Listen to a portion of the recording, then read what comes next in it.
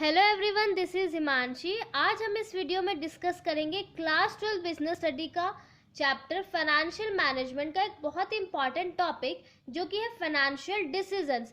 Previous video में हमने discuss किया था फाइनेंशियल मैनेजमेंट क्या होता है और उसके ऑब्जेक्टिव्स क्या होते हैं। तो अगर आपने वो वाली वीडियो नहीं देखी तो आप पहले वो वाली वीडियो देख लीजिए।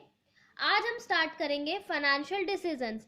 बेसिकली एक ऑर्गेनाइजेशन के फाइनेंस मैनेजर को 3 डिसीजंस लेने पड़ते हैं, जो कि है investment decision, financing decision and dividend decision, जिसमें से आज हम डिस्कस करेंगे investment decision. So let's get started. जैसे कि नाम से पता चल रहा है, इन्वेस्टमेंट डिसीजन वो डिसीजन जो हमको लेना है कि हम जो भी हमारी फर्म के जो फंड्स हैं उनको कहाँ इन्वेस्ट करें। ठीक है, मतलब कहाँ पर हम अपना जो पैसा है बिजनेस का वो कहाँ पर इन्वेस्ट करें। This decision relates to careful selection of assets in which funds will be invested by the firms. ये डिसीजन बेसिकली हमारा बोलता है कि हम जो है वो ठीक से जो एसेट है उसका सिलेक्शन करें जिसमें जो हमारे फंड्स हैं वो इन्वेस्ट हों। The firm invests its funds in acquiring fixed assets as well as current assets. जो भी फर्म है वो अपनी इन्वेस्टमेंट कहाँ करती है, या तो फिक्स्ड एसेट्स में या फिर करंट एसेट्स में। When decisions regarding fixed assets is taken, it is also called capital budgeting decision. अगर डिसीजन फिक्स्ड एसेट से रिलेटेड लिया जाता है तो उसको हम कैपिटल बजटिंग डिसीजन भी बोलते हैं। तो ये बेसिकली हमारा इन्वेस्टमेंट डिसीजन। अब हम देख लेते हैं फैक्टर्स अफेक्टिंग इन्वेस्टमेंट डिसीजंस कि मतलब किन फैक्टर्स को ध्यान में रखते हुए हमको इन्वेस्टमेंट डिसीजन लेना चाहिए। जिसका फर्स्ट पॉइंट बोल रहा है cash flow of the project.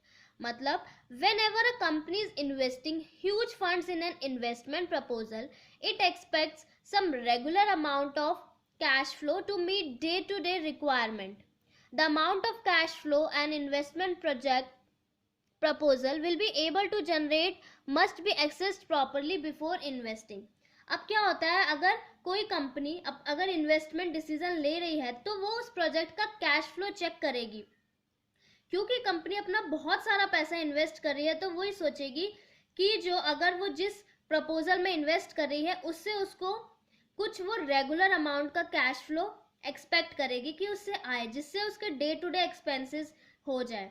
और जो भी अगर इन्वेस्टमेंट प्रपोजल चूज करने से पहले हमको ध्यान रखना चाहिए कि उस प्रपोजल का कैश फ्लो कैसा है, हमको इन्वेस्ट करने से पहले ही देख लेना चाहिए।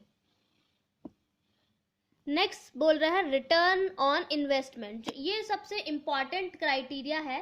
The most important criteria to decide the investment proposal is rate of return it will be able to bring back for the company in the form of income. सबसे इंपॉर्टेंट है कि हम जिस प्रपोजल में इन्वेस्ट कर रहे हैं हम उसका रिटर्न चेक कर लें। फॉर एग्जाम्पल, अगर एक प्रोजेक्ट 10% रिटर्न दे रहा है और एक प्रोजेक्ट 15% रिटर्न दे रहा है तो हम जो है वो प्रोजेक्ट बी वाला प्रोजेक्ट जो है वो प्रेफर करेंगे। नेक्स्ट पॉइंट बोल रहा है risk involve. The company must try to calculate the risk involve in every proposal and should prefer the investment proposal will moderate degree of risk only.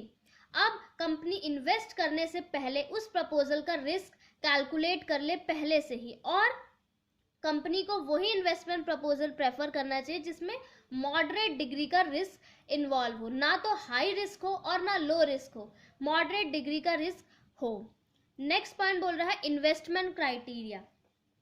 अब ये भी डिपेंड करता है सिर्फ रिटर्न, कैश फ्लो और रिस्क के अलावा एक फैक्टर और है इन्वेस्टमेंट क्राइटेरिया, कि जिस भी हम प्रपोजल में इन्वेस्ट कर रहे हैं उसके अकॉर्डिंगली हमारे पास क्या अवेलेबिलिटी है। फॉर एग्जाम्पल, अगर हम नई टेक्नोलॉजी में इन्वेस्ट कर रहे हैं तो क्या हमारे पास लेबर है, उतना फाइनेंस है, ठीक है, तो ये भी चेक करना बहुत ज़रूरी है।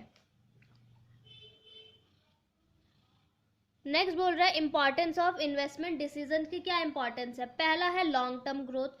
ऑब्वियस सी बात है, अगर हम इन्वेस्टमेंट डिसीजन कर रहे हैं तो वो हमारी कंपनी की लॉन्ग टर्म ग्रोथ पर भी को इफेक्ट करेगा। This decision affect the long term growth of the company, क्योंकि अगर हम As funds invested in long-term assets bring return in future and future prospects and growth of the company depends upon these decisions only. जो भी हमारी company की long term growth है वो इन decisions पर, इस इन्वेस्टमेंट डिसीजन पर ही डिपेंड करेगी. नेक्स्ट बोल रहा है large amount of funds involve. Investment decision में बहुत ज़्यादा अमाउंट का फंड इन्वॉल्व होता है, तो अगर हमने गलत प्रपोजल सेलेक्ट कर लिया तो इससे हमारे जो ह्यूज फंड्स हैं उनका वेस्टेज हो सकता है, तो इसलिए बहुत केयरफुली ये डिसीजन लेना चाहिए. थर्ड बोल रहा है रिस्क इन्वॉल्व. इस डिसीजन में रिस्क इन्वॉल्व होता है. इसके अंदर the fixed capital decision involve huge funds and also big risk because the return comes in long run and the company has to bear the risk for a long period of time till the returns start coming. तो बहुत ज़्यादा risk involve है इसके अंदर. और last है irreversible decision है ये. एक बार हमने डिसीजन ले लिया तो हम इसको रातों रात रिवर्स नहीं कर सकते, क्योंकि इसके अंदर ह्यूज फंड्स इन्वेस्ट होते हैं और बहुत ज़्यादा हैवी कॉस्ट लगी होती है. तो इस डिसीजन को रिवर्स करना बहुत ज़्यादा मुश्किल है, इसलिए बहुत प्लानिंग के साथ हमको ये डिसीजन लेना चाहिए. तो ये था हमारा इन्वेस्टमेंट डिसीजन. नेक्स्ट वीडियो में हम डिस्कस करेंगे फाइनेंसिंग डिसीजन. Thank you.